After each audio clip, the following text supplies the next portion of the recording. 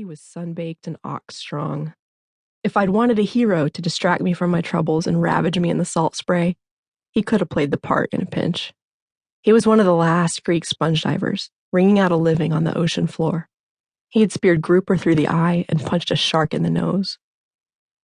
Tasso believed the only way to know the sea was to sink into it, surrender to it. He wanted me to follow him down into the deep. Red tide was poisoning the ocean. He was searching for life in the water. I wasn't sure I was ready to admit it yet, but I was trying to salvage something too. I was as seaworthy as a giraffe.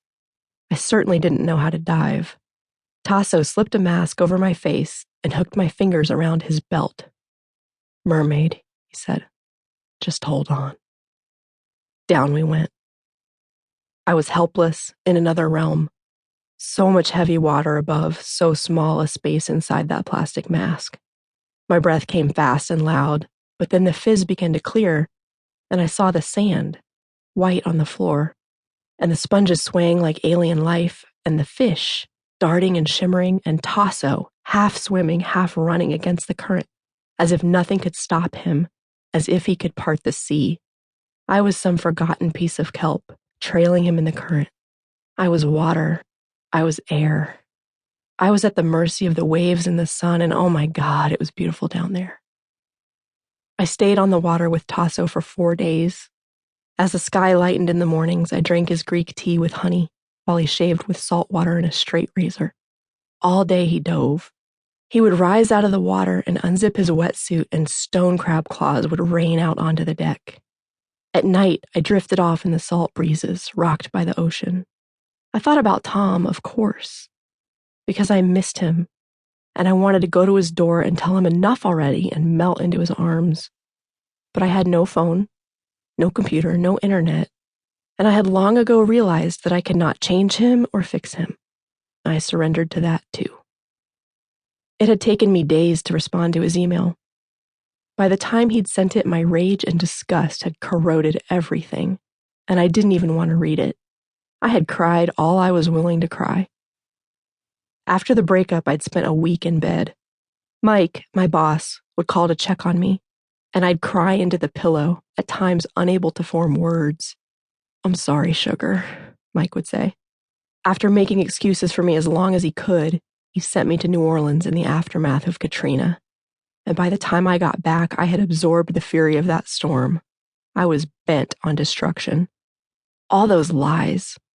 All those wasted years. Mike never meddled. He just listened. "Are you feeling any better about Tom?" he asked one day in September. "God, no," I told him. "Last night, I had a dream where I ran over him with my car. I'd lost too much time at work and too much dignity." Then the email came. I hope you'll find it in your heart to read this. In it, I saw a broken and sorry man, and I guess there was satisfaction in that. But he was only looking inward at the mess he had made of his own life. He didn't acknowledge the carnage he had wrought in mine.